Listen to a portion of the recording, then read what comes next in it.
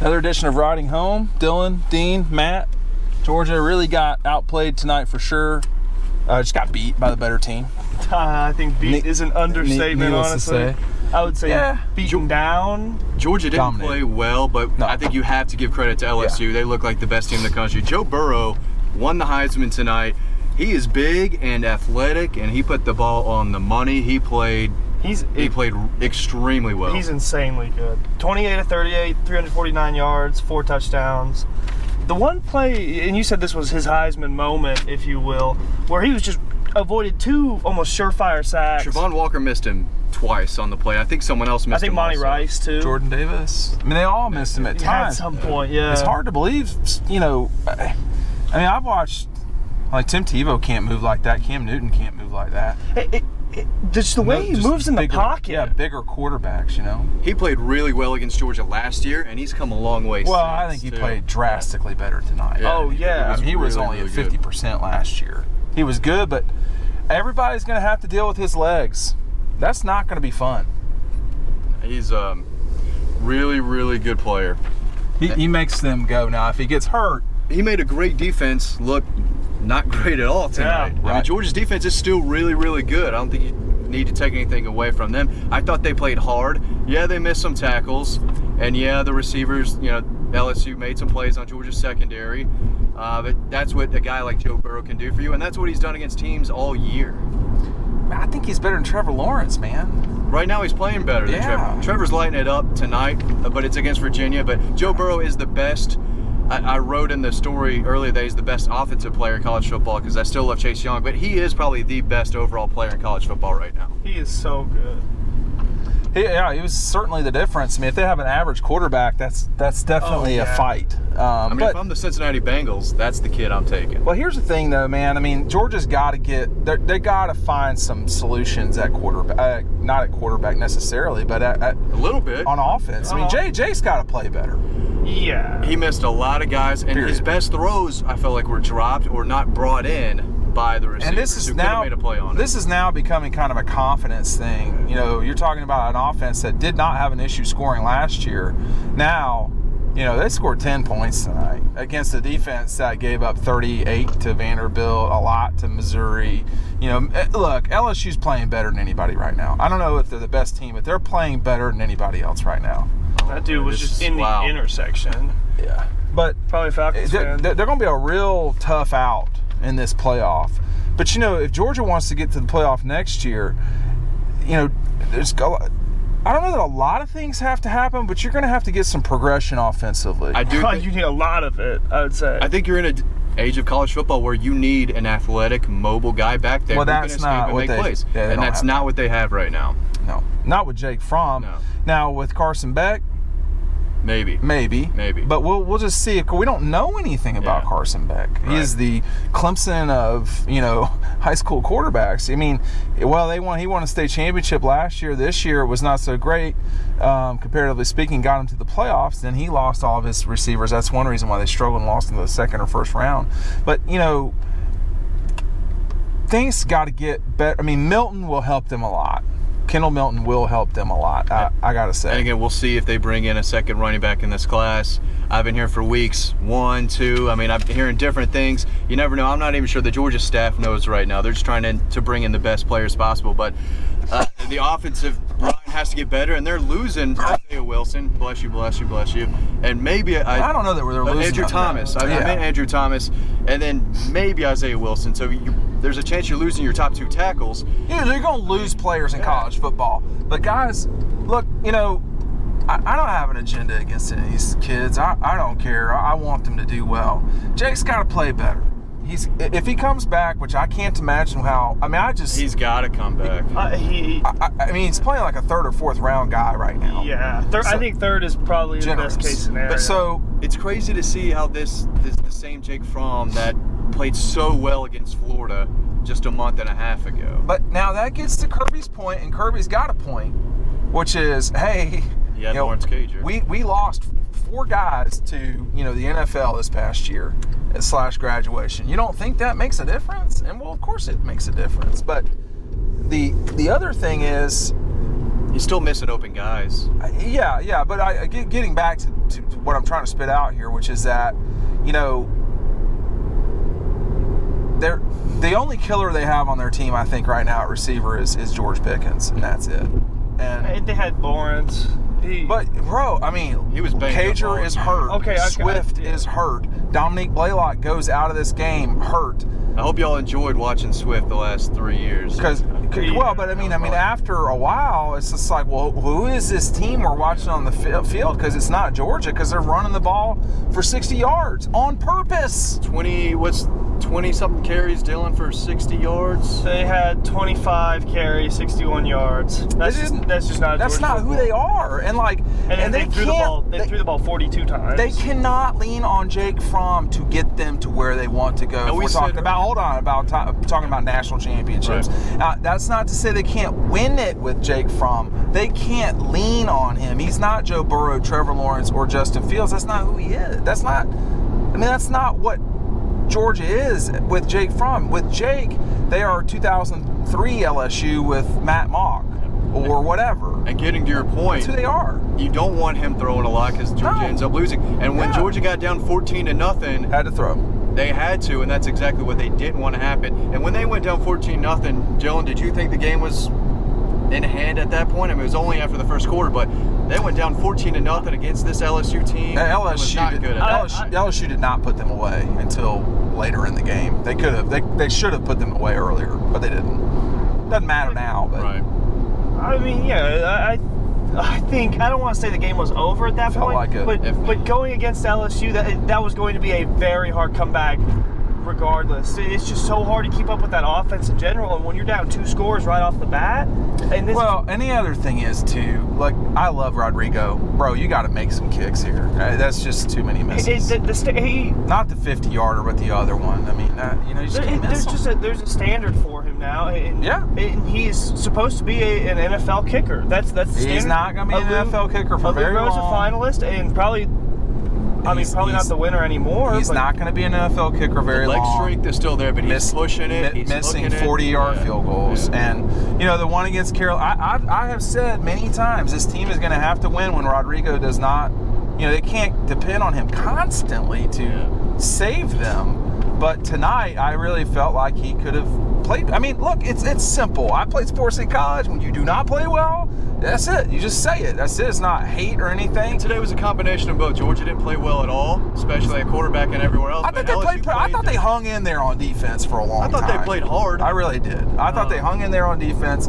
And, when the interceptions were huge because the defense got gassed, too. Yeah. Well, you can't give LSU the ball at the 15. Yeah. And the one ball, I mean, look, Jake's got to play better. That's it. I mean, that one interception right there was bad. Both interceptions were bad. I mean, the ball that was underthrown to whoever it was on the sideline. Simmons. I mean, against Derek Stingley, so much better. The LSU DB was pinching him. He did exactly what he was supposed to do. True freshman. It was just not the throw. And so it was one-on-one, and the kid made the play. But I wonder if this is a confidence thing now. I think it's been a confidence thing for weeks. I think this season. For Jake, you're talking? Yes. I think so, yeah. Not enough trust in the receivers. Not as tight confident in himself. Tight ends are just like ghosts. Yeah. I mean, Darnell Washington will be an explosive playmaker if Georgia signs him. But they have to sign him, and they have to take it from there. There's plenty of work to be done. It's not like we're talking about building all of the Hoover Dam in one day. They got a lot of what they need, no question. Why did we go with the Hoover Dam there? It's a massive structure. Yeah, it's a big old thing. I don't know. It just popped into my head. But I think that guys who are their better players / best players have to play well. You didn't ask DeAndre Swift to do anything tonight. Jake Fromm didn't play well. Rodrigo Blankenship, it just didn't have the night you'd want. Blaylock got hurt. Blaylock gets hurt. I mean, when your best, a lot of guys got hurt today, actually. When your best players don't play well or are not on the field, don't play at all. Yeah, I mean, I don't know what to make of Zamir White moving forward. Because the guy I saw this season, very rarely, with the exception of the Vanderbilt game, did he ever look like he did in high school, because he looked like a total freak in high school. And you've been on the Zamir White train. Yeah, no, I mean, hard. I'm not. Yeah, It's what it is. Yeah, I don't. I was talking to somebody about him the other day, and I said, well, they said a year after the ACL, he could be completely different. And I said, well, okay, but he looked stiff all season. he was never stiff in high school. To me, That was you said it was two the best healthy high school player you've ACLs. ever easily seen, the right? best high school player I've seen. And so when and so I don't want to put so much pressure on these guys. Kirby watches this, he'll be like, y'all are, well, okay, but I mean, I'll get a call from Kirby tonight. I watch them play. I mean, you drive all the way to Lawrenceburg to watch guys. The whole point is, to give your view of the world on things, and he's not been what I thought he could be, but he's still, 2 ACLs later. Yeah. I mean, it's a lot. You look at the difference with Nick Chubb from It was definitely different, I think. His what, leg the went injury? backwards. Well, yeah, no, the injury was different, but the progression of him after that sophomore year, that junior year, he just wasn't the same. No, but he that wasn't. senior year, he was the same. Yeah, he was a freak again. And now, is that what you're... Because if you have Zamir White from high school with Kendall Milton... 2018 Zamir White would have played a lot in this game and made Was that a big 2018 or... It was in the 2018 class, so yeah, 2017 season then. Yeah, well, I mean, that was eye-opening to me. Yeah. And so it's like watching Justin Fields. It was that... But he was better than Justin Fields was. He was better than Trevor Lawrence. That's how good he was. I mean, you're shaking your head. I saw Trevor play Buford, so he had to fight and all this stuff. I saw Adam Anderson sack Justin Fields 4 times, and Justin still had an incredible game. But Adam Anderson played like a 5-star that night. He got held so much Tonight. Yeah. But they're not going to call it. There's always going to be so They are much not holding. going to call holding in this game. Was there a single holding call? I don't think there was They didn't have much in the way of penalty yardage either team, did they? I thought Georgia got away with a pass interference or 2 early on, but they weren't blowing the whistle. UGA, 3 penalties, 17 yards. They're not. They are not. The SEC officials are not. I mean, the one guy reached for his flag, the umpire on that roughing the kicker. Well, he missed that face mask, no doubt. But on the roughing the kicker for Camarda, and the referee shook the umpire off, said, "Don't call that." But it was at least running into. The last thing the SEC wanted was to have questionable flags, especially in the second half. Well, that's what they didn't want. But but you gotta, if you're Georgia, we're not talking about a top 15 team. We're talking about a top 5 or 10 team figuring out its path. And LSU was in a very similar boat last year. They made some changes. I don't know if Kirby will make changes. But Jake's got to play better, period. Secondly, that's if that were to change, you'd be talking about a very different situation in Athens next year. Just playing like he has in the past, but that's not just him. That's him, the receivers. I mean, what's the status of Blaylock? It didn't look good. Did Kirby talk about any of the injuries? No. There were a few. Tyreek Stevenson got parted off. That looked really bad. He was in the locker room, though. Walter Grant clearly had what looked like a concussion to me. Yeah, he got killed. That was just that Dirty. was such a horrible play. Yeah. But this, I'm not going to say these guys aren't that far away. The hardest part is the last step. And, they won't get credit for anything until they play Alabama again or Florida. That's how this has gotten at Georgia. It's gotten that serious, I guess you could say. Without wins over those teams, nobody's going to be satisfied, and they'll have an opportunity at Alabama. I mean, that's a game that's going to be a coin flip game. It's not going to be that Alabama's going to be so favored when you look at what Alabama's been like this last month without Tua, and been great. LSU will take a step back next year without Joe Burrow. Still be really good. No, but I think the door is open next year, and I guess we say that every year when the season's over like this. In the SEC, you mean? Yeah. The door's always going to be open. Well, it's... You got to walk through it. They got to play the Gators. They got to go to Alabama. They got to the whole thing. It never ends. I mean, this league is brutal. It's just tough. And LSU made it look easy this year. Yeah, they did. And when LSU's not like a lot of other places. LSU, Alabama, Georgia, Florida, those schools can really, when they get it rolling, they can be dangerous. And LSU has as many kids as anybody in the country, and all due respect to them. Coach O has done exactly what he needed to do. I will be pulling for LSU for the rest of the season, whatever it is. I think they handle themselves the way you need to this entire year. But, once you start talking about next year, Georgia fans get real sensitive. Chill out. The sun will come out tomorrow. You got your ass whipped. It happens. And it's happened before. But they're gonna have to get better at certain spots. And you don't know who your kicker is next year. You don't know a lot of things. They're going to be talented at least. They're going to be good. And who do you think will be their best player that's coming in this class that you know of? It's coming into this class. It could be Kendall Milton.